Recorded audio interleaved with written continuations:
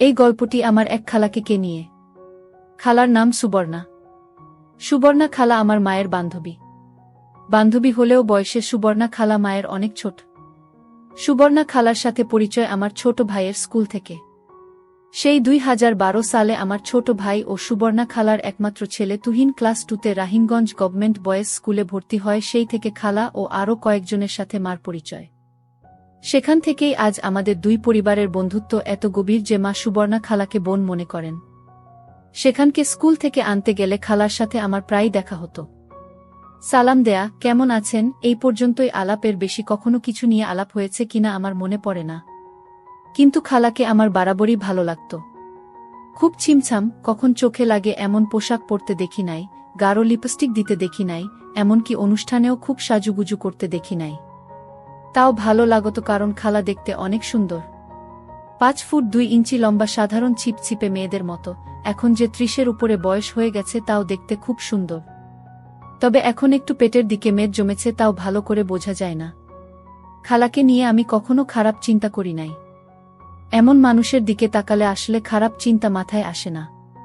তবে তাকে দেখলেই আমার মনে হতো আমি এমন একটা বউ চাই। কিন্তু এর বদলে যাকে পেলাম তা আর তোমাদের বলার মতো না। খালার সাথে সবচেয়ে বেশি সময় কাটিয়েছি 2014তে, আমার ছোট বোনের বিয়ের সময়। খালা আমার বোনের গায়ে হলুদের সব কিছু নিজের হাতে করেছেন, স্টেজ সাজানো থেকে খাবার দাবার সবকিছু। সেই জন্য তার সাথে অনেক জায়গায় যেতে হয়েছে। ওই 2 দিন আমাদের মধ্যে অনেক কথাবার্তাও হয়েছে। তখন আমার গার্লফ্রেন্ড ছিল, এটা সে কি করে যেন বুঝে যায়। এটা নিয়ে খালা আমাকে অনেক কথা বলতো। শুধু একটা ব্যাপার ছিল, আমাদের মাঝে চোখে চোখে একটা কেমন ব্যাপার ছিল।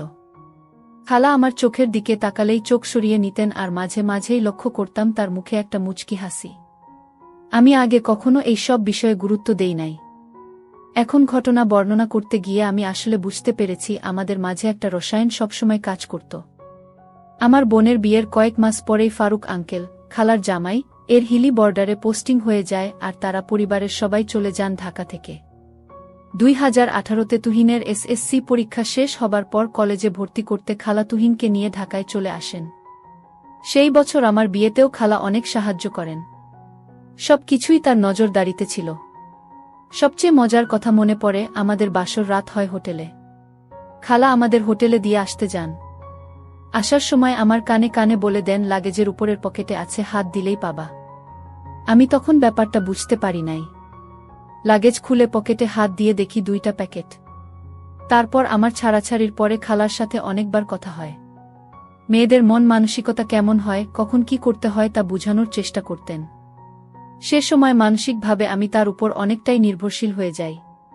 খালার সাথে আমাদের দাম্পত্য সমস্যা নিয়ে অনেক আলোচনা করি। মাও অনেকটাই আশ্বস্ত বোধ করত খালার সাথে আমার এসব শেয়ার করার বিষয়ে। কারণ মা খালার কাছ থেকে জানতে পারত আমার মনে অবস্থা। আমি ছাড়াছাড়ির পর অনেক মেয়ের সাথে অনলাইনে কথা বা বাইরে দেখা করতাম, এটারও অনেক অংশ জানতেন। উনি অনেকবার না করেছেন এসব থেকে যেন দূরে থাকি। এদের মাঝে খালার অন্য এক বান্ধবীর বোনও ছিল, যার সাথে আমি কয়েকবার করি। গত বছর সেই মেয়ের বাসা থেকে বিয়ের জন্য প্রস্তাব দেয়ার একটা পায়তারা করা হয়, কিন্তু খালা কি বলে যেন ফিরিয়ে দেন। এই হলো খালার সাথে আমার রিলেশন। এর বাইরে আমি কোনোদিন কিছু ভাবি নাই, কিছু হবার কোনো সুযোগ ছিল এমন আভাসও পাই নাই। যাক, অনেক ইতিহাস বলে ফেললাম, এবার মূল গল্পে যাওয়া যাক। কিছুদিন পর আমি মায়ানমার চলে আসি। মায়ানমারেও আমাদের মতো নববর্ষ পালন করে, তবে তাদেরটা একটু ভিন্ন এবং আরও অনেক বড়। আমাদের তো একদিন পালন করি, পহেলা বৈশাখ বা 14 এপ্রিল, কিন্তু মায়ানমার এই উৎসব 5 দিন ব্যাপী। ওদেরটার নাম থিনজিয়ান। এই উৎসবের মূল আকর্ষণ পানি খেলা ঘিরে। আমাদের পাহাড়িরাও এভাবে নববর্ষ পালন করে। এপ্রিলে আমি মায়ানমার ছিলাম, তখন আমি আমার কলিগদের সাথে ম্যান্ডালে যাই এই পানি উৎসবে অংশ নিতে। সেখানে এই উৎসব সবচেয়ে আড়ম্বরতার সাথে পালিত হয়। আমি গত বছর 2 দিন ছিলাম এবং মাকে প্রায় ভিডিও কল দিয়ে দেখাতাম। একদিন খালা আমাদের বাসায় আসে, তখন মা ভিডিও কল করে বলে, নাও সুবর্ণা, খালা দেখতে চায় তোমাদের উৎসব। তাকে অনেকক্ষণ ঘুরে ঘুরে দেখাই। তখন খালা বলে যে আগামী বছর আমরাও যাব। আমি বললাম অবশ্যই, যদি সুযোগ হয় অবশ্যই আসবেন। এরপর জুন মাসে আমার ডিভোর্স এর ফর্মালিটি সম্পন্ন হয়। তখনও খালা আমাকে দেনমোহরের টাকা পরিশোধের জন্য ধার দিয়ে সাহায্য করেন। সব মিলিয়ে খালার প্রতি আমার কৃতজ্ঞতার শেষ নেই। গত বছর ফেব্রুয়ারির শেষ দিকে প্রায় 6 মাস পর আমি বাংলাদেশে যাই। একদিন সন্ধ্যায় অফিস থেকে বাসায় এসে দেখি খালা এসেছেন। আমাকে দেখেই খুব মিষ্টি করে একটা হাসি দিয়ে বলেন, কেমন আছো সাব্বির? ভালো আছি খালা, আপনি কেমন আছেন? ভালো কি করে থাকি বলো, তুহিন মালয়েশিয়া চলে গেল পড়াশোনা করতে, আর তোমার আঙ্কেল ও তার কাজে ঢাকার বাইরে থাকে। একা কি করব, তাই তোমার মাকে জ্বালাইতে চলে আসি। এরপর নানান কথার মাঝে হঠাৎ জিজ্ঞেস করেন, তুমি আবার কবে যাচ্ছ? মার্চের 17 তারিখ। তাহলে তো নববর্ষের সময় সেখানে থাকবা। জি খালা। খালার সাথে সাথে বলে বসল, এবছর আমি যাব। তাইলে তো খুবই ভালো হয়। যাইতে হইলে এখন থেকেই ভিসা প্রসেস করতে হবে কিন্তু। সাথে সাথে আঙ্কেলকে ফোন দিল। কিন্তু আঙ্কেল বলল তার নাকি এপ্রিলের মাঝামাঝিতে মন্ত্রণালয়ের কি কাজ আছে, সে পারবে না। খালার মুখ গোমরা হয়ে গেল। আমাকে বলল, দেখ অবস্থা, কতদিন কোথাও ঘুরতে যাই না, আর তার কাজের এমন একটা অবস্থা, তাকে কিছু বলাও যায় না। আমি বললাম, আপনি চলেন, তুহিনকে মালয়েশিয়া থেকে আসতে বলব, সেখান থেকে মায়ানমারের প্লেনের ভাড়া অনেক কম। তখন আমার ছোট ভাই এসে বলে, তাহলে আমিও যাব। আমি ছোটখাটো একটা প্ল্যান করে ফেললাম। তা শুনে খালার মুখ একটু উজ্জ্বল হলো আর বলল, আচ্ছা তাইলে আমি তোমার আঙ্কেলকে বলে দেখি কি বলে। প্রায় সপ্তাহ খানেক পর মা আমাকে ফোন দিয়ে বলল, সুবর্ণাকে ফোন দিস তো, ওর জানি কি কথা আছে। আমি অফিসের পর খালাকে ফোন দিলে খালা জিজ্ঞেস করল, ভিসা প্রসেস করতে কত লাগে, কতদিন সময় লাগে, কি কি করতে হবে। সব তথ্য শুনে বলল, তাইলে কত খরচ হইতে পারে। আমি বললাম, প্লেন ফেয়ার আর ভিসা প্রসেস করতে 50,000-এর মতো, এছাড়া আর $500 মতো নিয়ে নিয়েন, শপিং টপিং সহ হয়ে যাবে। আর থাকার সমস্যা হবে না, আমার অ্যাপার্টমেন্ট তো আছে। তখন বললেন, তোমার আঙ্কেলকে একটা ফোন দাও তো। আঙ্কেলকে ফোন দেওয়ার পর তো রাজ্যের সব প্রশ্ন শুরু করলেন, কই যাবে, কই থাকবে, কি কি করবে, কোনো সমস্যা হবে নাকি। কারণ রোহিঙ্গা নিয়ে বাংলাদেশ মায়ানমার এর মাঝে বেশ ঝামেলা চলছে, তা তো সবাই জানেন। প্রায় আধা ঘন্টা বকবক করার পর ভিসা কারা প্রসেস করে তার কন্টাক্ট চাইলেন। আমি আমাদের অফিসে যে এজেন্ট আছে তার নাম্বার আর ঠিকানা দিয়ে দিলাম। আমি চলে এলাম মার্চের 17 তারিখে। অনেক নাটকীয়তার মধ্যে ভিসা ও টিকিট হলো। আমার ছোট ভাই তার পরীক্ষার কারণে আসতে পারবে না। এই সময় টিকিটের অনেক ক্রাইসি থাকে, তাই টিকিট কাটা হলো 10 তারিখ আসা আর 22 তারিখ বাংলাদেশ ফিরে যাওয়া। আমার কলিগদের জিজ্ঞেস করলাম কার কি প্ল্যান, কিন্তু এবার কেউই ম্যান্ডালে যাচ্ছে না। সবাই নাকি নিজের গ্রামের বাড়ি যাবে। কি আর করা, অগত্য তাদের সাহায্য নিয়ে আমি বাসের টিকিট আর হোটেল বুক করে রাখলাম। আমাদের প্ল্যান হলো 9 তারিখ খালা ও তুহিন ইয়াঙ্গুন আসবে, 11 তারিখ রাতে আমরা ম্যান্ডালে এর উদ্দেশ্যে রওনা হব। 14-15 রাত আমরা ম্যান্ডালেতে থাকব। 15 তারিখ দুপুরের পর আমরা বাগান এর জন্য রওনা হব, এটাও মায়ানমারের একটা স্টেট। 15-16 রাত থেকে 17 তারিখ রাতে রওনা দিয়ে 18 তারিখ ইয়াঙ্গুন পৌঁছাব। তারপর 22 তারিখ তুহিন মালয়েশিয়া চলে যাবে আর খালা বাংলাদেশ। সব ঠিক। এর মধ্যে তুহিন ফোন দিয়ে বলল, ভাইয়া আমি তো 9 তারিখের প্লেনের টিকিট পাচ্ছি না। 12 তারিখের আছে ইয়াঙ্গুন হয়ে সরাসরি ম্যান্ডালেতে। আর আমি 22 তারিখ পর্যন্ত থাকতে পারব না। আমাকে 17 তারিখে ফিরে আসতে হবে, আমার একটা অ্যাসাইনমেন্ট আছে। আমি জিজ্ঞেস করি, খালা কি বলছে? মা আর কি বলবে, বলল এটাই করতে। 9 তারিখ বুধবার সকাল থেকে শুরু হলো আঙ্কেলের ফোন। এই এয়ারপোর্টে ঢুকছে, বিমানে উঠবে, আমি যেন আগে গিয়ে এয়ারপোর্টে থাকি। বন্ধের আগের কাজ নিয়ে আমি এমনিতেই ব্যস্ত, তাই এয়ারপোর্টে যাইতে পারলাম না। আমি আমার কোম্পানির ড্রাইভারকে বাসার চাবি দিয়ে পাঠাইলাম। সাথে একটা সিম দিয়ে দিলাম ইন্টারনেট সহ। ড্রাইভারকে খালার একটা ছবি দিয়ে বললাম, একে এয়ারপোর্ট থেকে আমার বাসায় দিয়ে আসবা। সে ছবি দেখে ভাঙা ভাঙা ইংরেজিতে বলে, তোমার বউ তো খুব সুন্দর। আমিও ভাঙা ভাঙা মায়ানমার ভাষায় ঝাড়ি দিয়ে বলি, ফাইজলামি কম কর, এইটা আমার বউ না, আমার খালা। বেটা বলে, কিন্তু এ তো দেখতে হেব্বি সুন্দর। আমি এমনিতেই একটা কাজ নিয়ে ঝামেলায় ছিলাম, তার বক বক এ আরও মেজাজ খারাপ হয়ে গেল। আমি আরও রেগে গিয়ে বললাম, তুই যাবি না, আমি অন্য কাউকে পাঠাবো। ফ্লাইট 2টায় নামে খালার বের হয়ে ড্রাইভারকে পেতে তেমন কষ্ট হয় নাই। গাড়িতে উঠেই আমাকে ফোন করেন। আমি ক্ষমা চেয়ে বললাম, খালা আপনি ওর সাথে বাসায় যান, আমি আসতেছি একটু পরেই। একটু পরে তো দূরের কথা, আমার কাজ শেষ হইতে হইতে 6টা বেজে গেল। অফিস থেকে আমার বাসা হেঁটে যেতে 15 মিনিট লাগে। আমি একটা রেসিডেন্সিয়াল এলাকায় একটা কন্ডোতে 700 স্কয়ার ফিট এর স্টুডিও অ্যাপার্টমেন্ট এ ভাড়া থাকি। অ্যাপার্টমেন্টটা অনেক সুন্দর, কিন্তু সমস্যা হলো প্রাইভেসি নেই, মানে একটা রুম আর বাথরুম। যেহেতু আমি একা থাকি তাই সমস্যা নেই, কিন্তু খালা কি করে থাকবে? আমি বাসায় গিয়ে দরজায় কড়া নাড়তেই খালা দরজা খুললেন। তিনি একটা সাদা সালোয়ার কামিজ পরা মাত্র ঘুম থেকে উঠলেন হয়তো। কি সুন্দর যে দেখাচ্ছে তাকে ধুলু ধুলু চোখে, আমি ভাষায় প্রকাশ করতে পারব না। সাথে সাথে আমার ড্রাইভারের কথা মনে পড়ে গেল। বেটা বলতেছিল আমার বউ নাকি অনেক সুন্দর। ইস, উনি যদি সত্যি আমার বউ হতো। খালার কথায় আমার সম্বিত ফিরে এলো। আমাকে বলল, কি হলো, দরজায় দাঁড়িয়ে থাকবে নাকি? আমি সালাম দিয়ে হাসি মুখে বললাম, কেমন আছেন খালা? ভালো, তুমি তো ব্যস্ত বাবু, এয়ারপোর্ট ও আসতে পারলে না। আমি একটু অপরাধ সূচক হাসি দিয়ে বললাম, প্রায় 1 সপ্তাহ বন্ধ। বাংলাদেশের অফিসে অনেকগুলো রিপোর্ট পাঠাতে হবে। অন্যদেরকে কাজ বুঝিয়ে দিতে হচ্ছে, সব শেষ না করলে এই ছুটির মধ্যে ঝামেলা করবে। তাই চেষ্টা করছি এই সময়ের মধ্যে শেষ করতে। আর তো একদিন আছে অফিসের, যেহেতু অনেকেই নিজের গ্রামের বাড়িতে যাবে তাই অফিস শুক্রবারে ছুটি ঘোষণা করেছে। আমি কাঁধের ব্যাগ নামিয়ে রাখতে রাখতে খালা বললেন তার চরম ক্ষুধা লাগছে। আমি বললাম, হায় হায়, আপনি কিছুই খান নাই? ফ্রিজে তো খাবার ছিল, গরম করে খেয়ে নিতেন। খালা মুখ ভেঙচে বলল, কি নাকি রাখছো তার নাই ঠিক, গরু ভেবে শুকর খেয়ে বসে থাক তারপর। আমি বললাম, আচ্ছা চলেন বাইরে কোথাও খাই। 7টায় বের হলাম বাসার গলি থেকে। বের হয়ে প্রধান সড়ক ধরে কিছু দূর হাঁটলেই একটা রেস্টুরেন্ট আছে। এদের রান্নাটা বেশ ভালো, ভারতীয় স্টাইলে কিছু আইটেম পাওয়া যায়। খালা অবশ্য খুব বেশি পছন্দ করেছেন বলে মনে হয় না। অর্ধেক কোনো রকম খেয়ে রেখে দিলেন। তারপর জিজ্ঞেস করলেন, এই যে গ্লাসে করে খাচ্ছে এগুলো বিয়ার না? বিয়ার কত করে? আমি বললাম, হ্যাঁ বিয়ার, এখানে অনেক সস্তা। আমি খাব এখন? না, কিনে নাও, বাসায় খাব। আমি কৌতূহলী দৃষ্টিতে তাকিয়ে আছি দেখে ধমক দিলেন, এভাবে তাকানোর কি হলো? নাও। আমি 2টা 500 ml এর বোতল দিতে বললাম।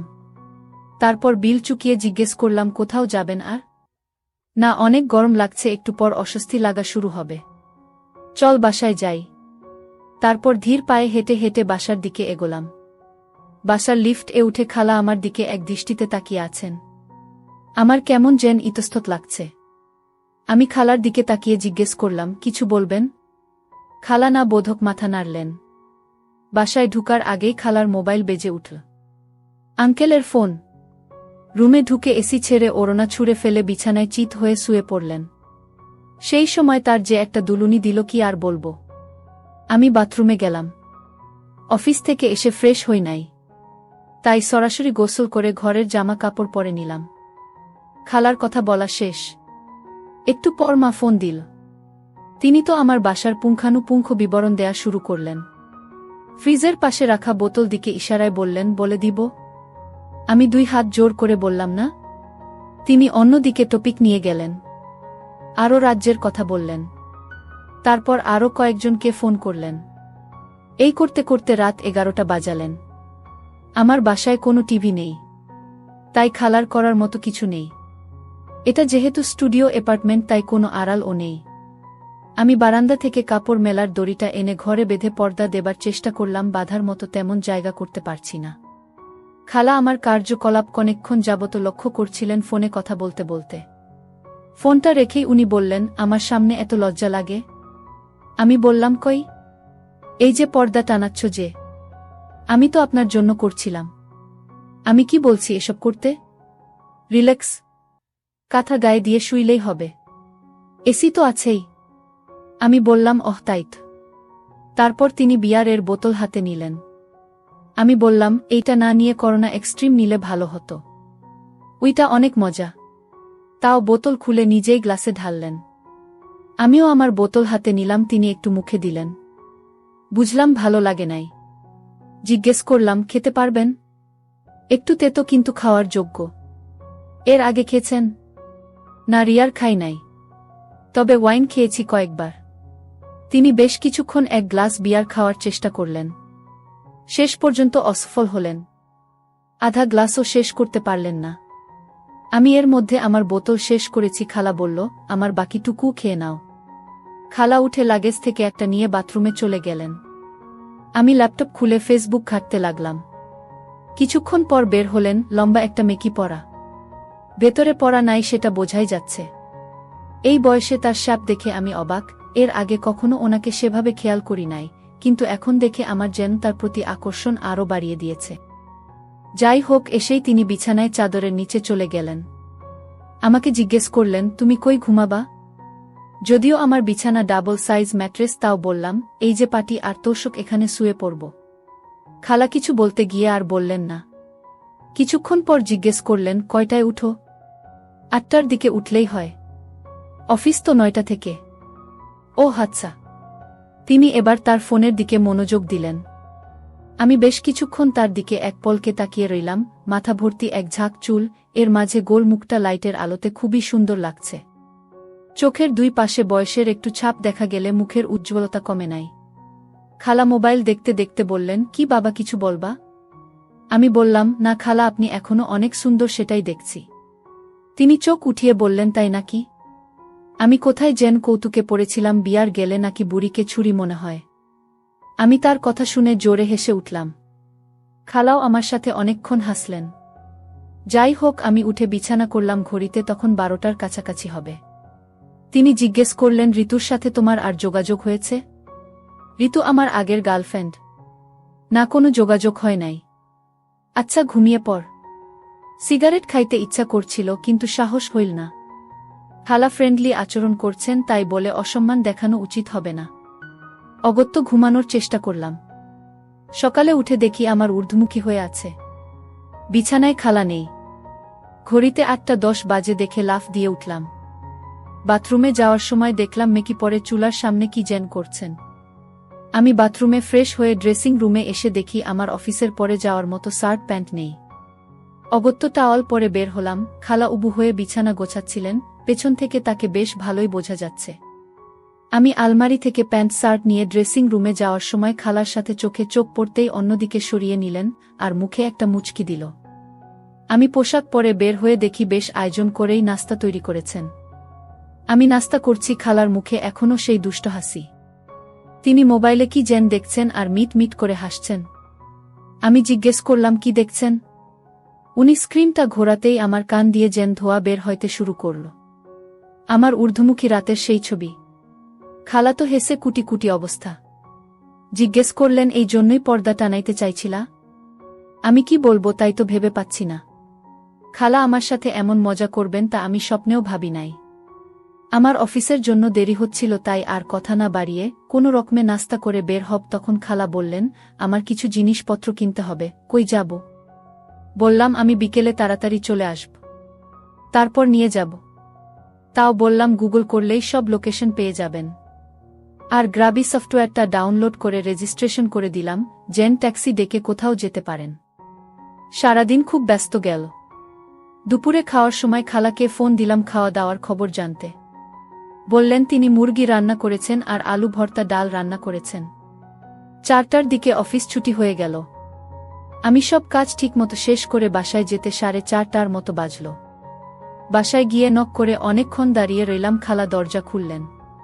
তাড়াহুড়ো করে যে জামা পরেছেন সেটা কাঁধের কাছে ভাঁজ হয়ে থাকা দেখেই বোঝা যাচ্ছে। ঘরে ঢুকতেই খালা বলল, আমার কাপড়গুলো দেখো তো, এগুলো ঠিক আছে নাকি? না, আর কিছু লাগবে? আমি তার লাগেজের সামনে গিয়ে একটু ইতস্তত করতে লাগলাম। উপরেই সব ছোট কাপড়, হাত দ্বীপ কি দ্বীপ ভাবছি। খালা লক্ষ্য করলেন আর ওইগুলো হাতে নিয়ে সরে গেলেন। আমি বললাম, এগুলো ঠিকই আছে, তাও 2-1টা হালকা টপস আর স্কার্ট কিনে নিলে ভালো, সাথে পানি খেলার জন্য লেগিংস বা এ জাতীয় কিছু। আমি তারা দিলাম। ছুটি শুরু হয়ে গেছে, আমরা তাড়াতাড়ি বের হই, নইলে মার্কেট বন্ধ হয়ে যাবে। আমরা 5:30-এর দিকে বের হলাম। বাইরে ভয়ঙ্কর গরম। আমরা বাসার থেকে একটু দূরে একটা শপিং মলে গেলাম। ঘুরে ঘুরে sandal, scarf, tops, skirt, clip, আরও কত কিছু যে কিনা তার আর শেষ নেই। এর মাঝে তো আঙ্কেল অনবরত কল দিয়েই যাচ্ছে। আমার সাথেও কয়েকবার কথা বললেন। বিশাল শপিং মলে খালা সব দোকান ঘুরতে ঘুরতে একটা দোকানের সামনে হঠাৎ থেমে গেলেন। আমি ঠিক খেয়াল করি নাই, কিছু দূর যাওয়ার পর দেখি খালা পাশে নেই। মার্কেট বন্ধ হবার সময় হয়ে গেছে, তাই তাড়া দিতে আমি একটু আগায়া যাইতেই দেখি খালা একটা দোকানের সামনে দাঁড়ানো। আমি ডাকতেই আমার দিকে হেঁটে আসতে লাগলেন। আমি জিজ্ঞেস করলাম, আর কিছু লাগবে? বলল, এভাবে কিনতে থাকলে পুরো মার্কেট কেনা হয়ে যাবে। যা দরকার ছিল কেনা হয়ে গেছে, চলো চলে যাই। তো আমরা সেই পথেই হেঁটে যাচ্ছিলাম, যে দোকানের সামনে খালা দাঁড়িয়েছিল সেটা লক্ষ্য করলাম। এটা একটা লঞ্জেরির দোকান, আর ডোলে পরানো একটা ডিজাইনার লঞ্জেরি দেখছিলেন। একটা ছোট কাপড়, খুবই সুন্দর, পিঙ্কের মাঝে লাল ডিজাইন। আমি আর তেমন কিছু ভাবলাম না। বাসায় আসতে আসতে অনেক কথা হলো। কি করব, কই যাচ্ছি, কেমন হবে এসব নিয়ে, আর রাস্তাঘাট, মানুষ কেমন, কোথায় কি পাওয়া যায় তা দেখাতে থাকলাম। অনেক জ্যাম পার করে বাসায় আসতে আসতে রাত 9টা বেজে গেল। আসার সময় কিছু খাবার দাবার ও নিয়ে নিলাম। এসেই তিনি শপিং এর সব কিছু নিয়ে বসলেন। আমি ফ্রেশ হইলাম। তারপর খাবার গরম করে দুইজনে খেয়ে নিলাম। খাইতে খাইতে খালা বললেন, আমি ফ্রিজের কোনায় রাখা বোতল থেকে অল্প একটু ওই পানি খাইছি। আমি জানতে চাইলাম কেমন লেগেছে। বিয়ার থেকে ভালো। ভেবেছিলাম অনেক করা হবে, তেমন না। তুমি প্রতিদিন খাও? খুব বেশি খাই না। এই বোতল কিনেছি 3 দিন আগে, তাও তো অর্ধেক আছে। 3 দিনে অর্ধেক খেয়ে ফেলছো বলছো বেশি খাও না? আমি তো একা খাই নাই।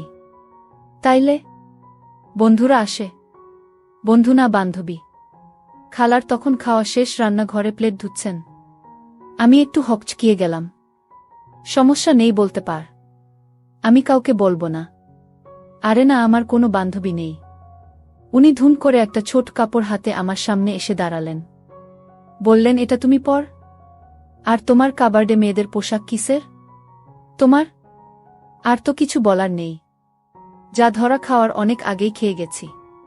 উপায় না পেয়ে সত্য কথা বলে দিলাম। মেয়ে বান্ধবী আমার বাসায় প্রায় থাকতে আসে। সে আজ তার গ্রামের বাড়িতে যাবে ছুটি কাটাতে। আপনি আসবেন বলে সে থাকে নাই। বান্ধবী না গার্লফ্রেন্ড? গার্লফ্রেন্ড না, ফ্রেন্ড উইথ বেনিফিট বলতে পারেন। তাইলে তো আমি তোমার ছুটি পন্ড করে দিলাম। এখন কি হবে? আরে ওসব কিছু না। আপনি আছেন, তুহিন আসবে, সময় ভালোই কাটবে। মেয়ের চাইতে তো আর ভালো সময় কাটবে না। আমি আর কোনো উত্তর দিলাম না। সব কিছু গুছিয়ে বসলাম। খালা কাপড় চোপড় তার বড় লাগেজে গুছাচ্ছেন। দেখে বললাম, খালা আপনি এত বড় লাগেজ না নিয়ে আমার ছোটটা নিয়ে নিয়েন। এত বড় লাগবে না। ভালো কথা বলেছ, আর এটা নিয়ে চলাফেরা করতেও সমস্যা হবে। তবে তোমার জামা কাপড় কি করবে? আমার কাঁধের ব্যাগেই হয়ে যাবে।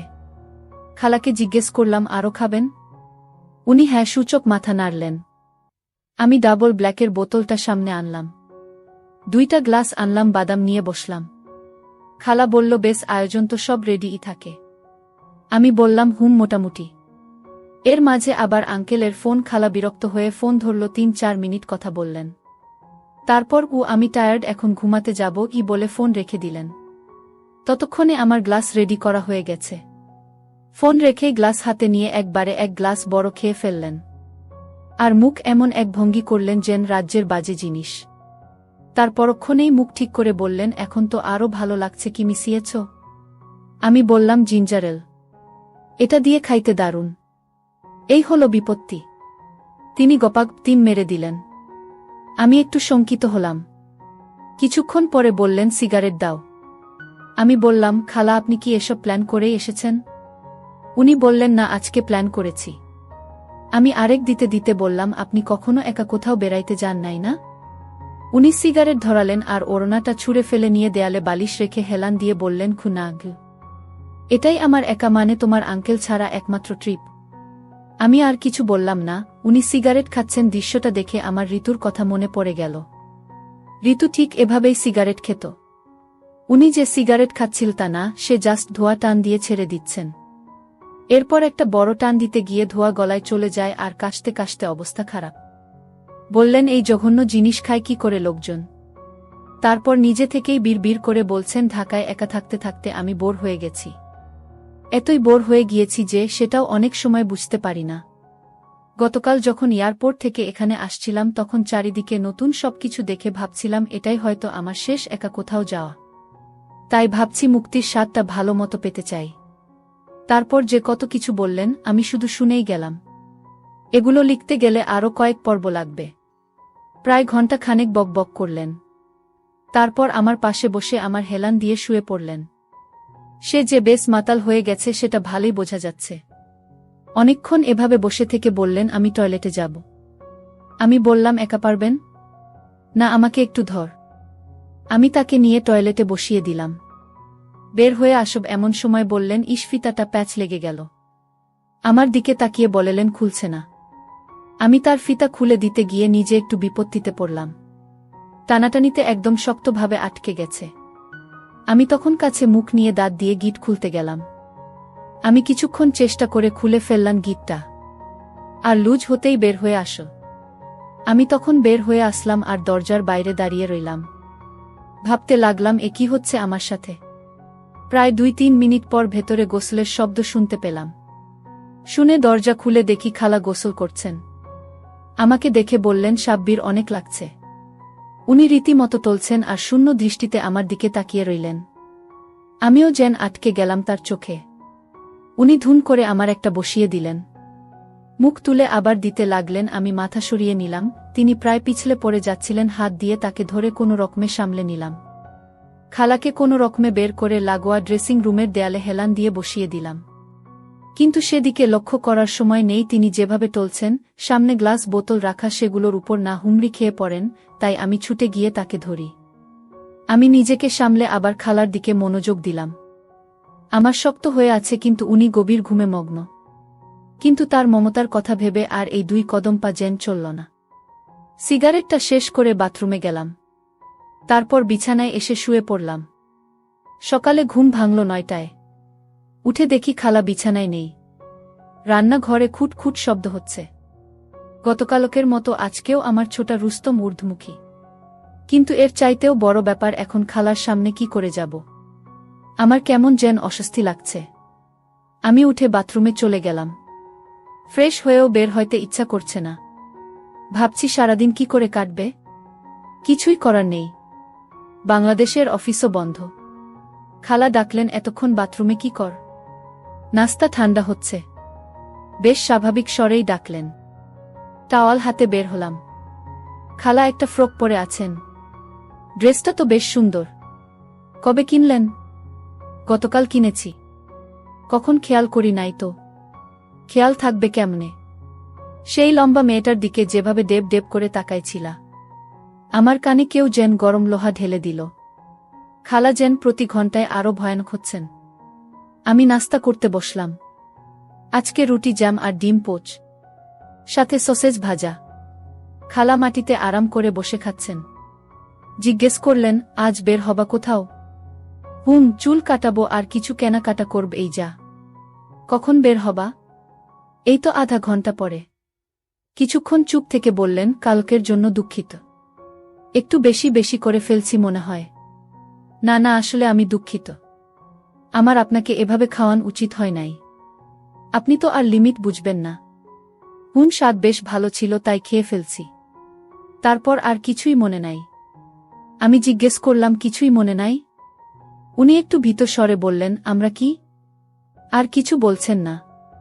আমি তার দিকে তাকিয়ে কথা শেষ করার অপেক্ষায়। তারপর পাল্টা প্রশ্ন করলাম, আমরা কি? কিছু না। আমি বুঝতে পারছি খালা কি বলতে চাচ্ছে, কিন্তু আমি আর ওই শব্দটা আমাদের মাঝে আনতে চাচ্ছি না। খাওয়া দাওয়া শেষ করে রেডি হলাম। খালাকে আমার লাগেজটা বের করে দিলাম, যেন উনি কাপড় চোপড় গুছিয়ে নেন। আজ রাত 8টায় আমাদের বাস। আমি বের হতে হতে শুনলাম আঙ্কেল ফোন দিয়েছেন। আমি চুল কাটালাম, মার্কেটে গিয়ে 2টা প্যান্ট কিনলাম, টি শার্ট কিনলাম। তারপর কিছু সাধারণ ঔষধ কিনে নিলাম। প্রায় 12টার দিকে খালাকে ফোন করে বললাম, প্রথম দিন যে রেস্টুরেন্ট খেয়েছিলাম সেখানে আসতে, যেন দুপুরের খাবার খাইতে পারি। 12:30টার দিকে খালা আসলেন। তিনি জামা চেঞ্জ করেন নাই, শুধু একটা স্কার্ফ জড়িয়ে চলে এসেছেন। তাকে ফ্রকে বেশ সুন্দর লাগছে। বয়স যেন 10 বছর কমে গেছে। দুপুরের খাবার শেষ করে আমরা বাসায় ফিরলাম 1:15টার দিকে। লিফট উঠে মোবাইলের গ্যালারিতে কি যেন জানি দেখলাম, আর গতকাল রাতের খালার নিতম্বের ছবিটা দেখে এমনি একটা দুষ্ট হাসি যেন আমার ঠোঁটে চলে আসে। খালা খেয়াল করে বলেন, কি ব্যাপার, হাসো কেন? আমি কিছু না ভেবেই তার দিকে স্ক্রিনটা ঘুরিয়ে দেই। সে স্ক্রিনের দিকে তাকিয়েই চোখ বড় বড় করে আমার দিকে কিছুক্ষণ তাকিয়ে থাকেন। তারপর আমার উপর ঝাঁপিয়ে পড়েন, ডিলিট করো, এখন ডিলিট করো। তিনি আমাকে ধরে আমার হাত থেকে মোবাইলটা ছিনিয়ে নিতে চাইছেন, কিন্তু উচ্চতার কারণে নাগাল পাচ্ছেন না। আমার হাতের স্পিং ব্যাগ টান লেগে ছিঁড়ে গেল। কাপড় চোপড় মেঝেতে। তাও তিনি মোবাইল নেয়ার জন্য চেষ্টা করছেন।